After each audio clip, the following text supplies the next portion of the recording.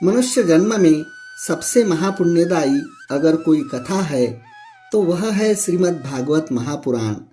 भगवत भक्तों, साप्ताहिक भागवत कथा तो प्राय हम सभी सुनते हैं, परंतु उस साप्ताहिक कथा में मुश्किल से 10% भी कथा हमें सुनने को नहीं मिलती।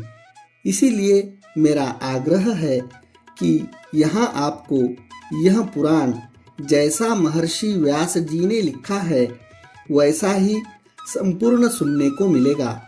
हमारा यह कार्य अगर आपको अच्छा लगे तो सनातन आस्था चैनल को लाइक करें, सब्सक्राइब करें और कथा शेयर करें। अपने माता पिता को अवश्य सुनाइए। श्रीमद् भागवत महापुराण अथ चतुर्थोध्याय। व्यास जी कहते हैं, उस दीर्घकालीन सत्र में सम्मिलित हुए मुनियों में विद्या वयोवृद्ध कुलपति ऋग्वेदी शौनक जी ने सूत जी की पूर्वोक्त बात सुनकर उनकी प्रशंसा की और कहा।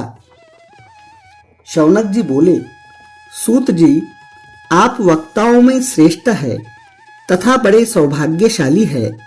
जो कथा भगवान श्री शुकदेव जी ने कही थी वही भगवान की पुण्यमयी कथा कृपा करके आप हमें सुनाइए।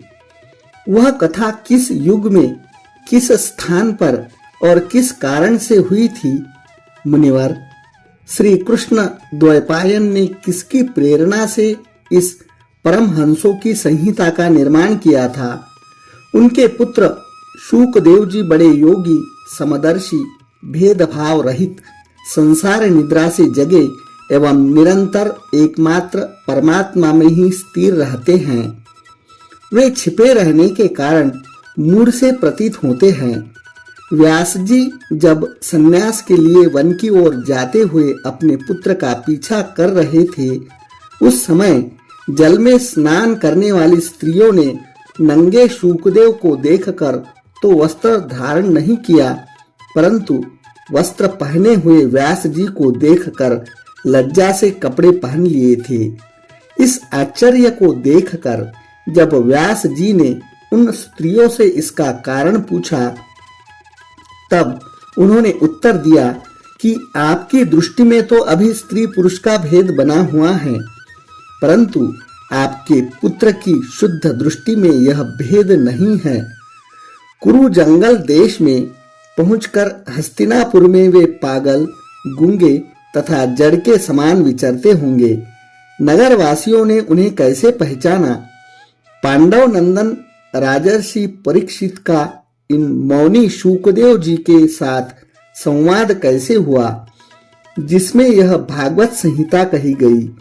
महाभाग, श्री शुकदेव जी तो गृहस्थों के घरों को तीर्थ स्वरूप बना देने के लिए उतनी ही देर उनके दरवाजे पर रहते हैं जितनी देर में एक गाय दुही जाती है। सूत जी, हमने सुना है कि अभिमन्यु नंदन परीक्षित भगवान के बड़े प्रेमी भक्त थे। उनके अत्यंत आश्चर्यमय जन्म और कर्मों का भी वर्णन कीजिए। वे तो पांडव वंश के गौरव बढ़ाने वाले सम्राट थे। वे भला किस कारण से साम्राज्य लक्ष्मी का परित्याग करके गंगा तट पर मृत्यु पर्यंत अनशन का व्रत लेकर बैठे थे? शत्रुघ्न अपने भले को लिए बहुत साधन लाकर उनके चरण रखने की चौकी को नमस्कार करते थे। वे एक वीर युवक थे। उन्होंने उस दुस्तज लक्ष्मी को अपने प्राणों के साथ भला क्यों त्याग देने की इच्छा की? जिन लोगों का जीवन भगवान के आश्रित है वे तो संसार के परम कल्याण, अभ्युदय और समृद्धि के लिए ही जीवन धारण करते हैं। उसमें उनका अपना कोई स्वार्थ नहीं होता। उनका शरीर तो दूसरों के हित के लिए था। उन्होंने विरक्त होकर उसका परित्याग क्यों किया? वेदवाणी को छोड़कर अन्य समस्त शास्त्रों के आप पारदर्शी विद्वान हैं। सूत जी, इसीलिए इस समय जो कुछ हमने आपसे पूछा है वह सब कृपा करके हमें कहिए। सूत जी ने कहा, इस वर्तमान चतुर्युगी के तीसरे युग द्वापर में महर्षि पराशर के द्वारा वसु कन्या सत्यवती के गर्भ से भगवान के कलावतार योगीराज व्यास जी का जन्म हुआ। एक दिन वे सूर्योदय के समय सरस्वती के पवित्र जल में स्नानादि करके एकांत पवित्र स्थान पर बैठे हुए थे। महर्षि भूत और भविष्य को जानते थे। उनकी दृष्टि अचूक थी। उन्होंने देखा कि जिसको लोग जान नहीं पाते, ऐसे समय के फेर से प्रत्येक युग में धर्म संकरता और उसके प्रभाव से भौतिक वस्तुओं की भी शक्ति का ह्रास होता रहता है। संसार के लोग श्रद्धाहीन और शक्ति रहित हो जाते हैं। उनकी बुद्धि कर्तव्य का ठीक ठाक निर्णय नहीं कर पाती और आयु भी कम हो जाती है। लोगों की इस भाग्यहीनता को देखकर उन मुनीश्वर ने अपनी दिव्य दृष्टि से समस्त वर्णों और आश्रमों का हित कैसे हो, इस पर विचार किया। उन्होंने सोचा कि वेदोक्त चातुर्होत्र कर्म लोगों का हृदय शुद्ध करने वाला है। इस दृष्टि से यज्ञों का विस्तार करने के लिए उन्होंने एक ही वेद के 4 विभाग कर दिए। व्यास जी के द्वारा ऋक्, यजु, साम और अथर्व, इन 4 वेदों का उद्धार पृथक्करण हुआ। इतिहास और पुराणों को 5वां वेद कहा जाता है।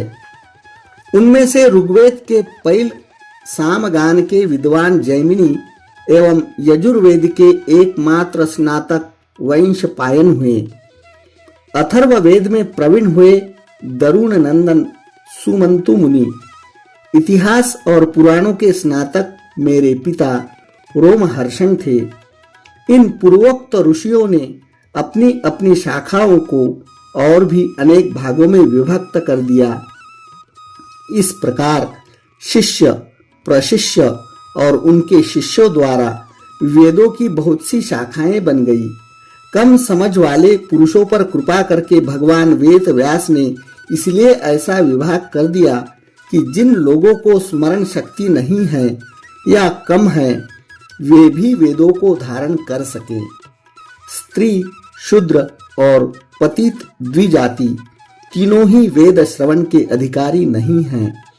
इसीलिए वे कल्याणकारी शास्त्रोक्त कर्मों के आचरण में भूल कर बैठते हैं। अब इसके द्वारा उनका भी कल्याण हो जाए, यह सोचकर महामुनि व्यास जी ने बड़ी कृपा करके महाभारत इतिहास की रचना की। शौनकादि ऋषियों, यद्यपि व्यास जी इस प्रकार अपनी पूरी शक्ति से सदा सर्वदा प्राणियों के कल्याण में ही लगे रहे, तथापि उनके हृदय को संतोष नहीं हुआ। उनका मन कुछ खिन्नसा हो गया। सरस्वती नदी के पवित्र तट पर एकांत में बैठकर धर्मवेत्ता व्यास जी मन ही मन विचार करते हुए इस प्रकार कहने लगे।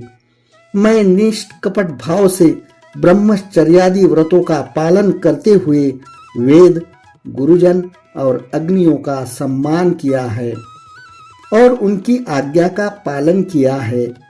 महाभारत की रचना के बहाने मैंने वेद के अर्थ को खोल दिया है, जिससे स्त्री, शूद्र आदि भी अपने अपने धर्म का, कर्म का ज्ञान प्राप्त कर लेते हैं। यद्यपि मैं ब्रह्म तेज से संपन्न एवं समर्थ हूँ, तथापि मेरा हृदय कुछ अपूर्ण काम सा जान पड़ता है। अवश्य ही अब तक मैंने भगवान को प्राप्त करने वाले धर्मों का प्राय निरूपण नहीं किया है। वे ही धर्म परमहंसों को प्रिय है और वे ही भगवान को भी प्रिय है। हो न हो, मेरी अपूर्णता का यही कारण है। श्री कृष्ण द्वैपायन व्यास इस प्रकार अपने को अपूर्ण सा मानकर जब खिन्न हो रहे थे, उसी समय पूर्वोक्त आश्रम पर देवर्षि नारद जी आ पहुंचे। उन्हें आया देख व्यास जी तुरंत खड़े हो गए। उन्होंने देवताओं के द्वारा सम्मानित देवर्षि नारद की विधि पूर्वक पूजा की। अथ चतुर्थोध्याय संपन्न।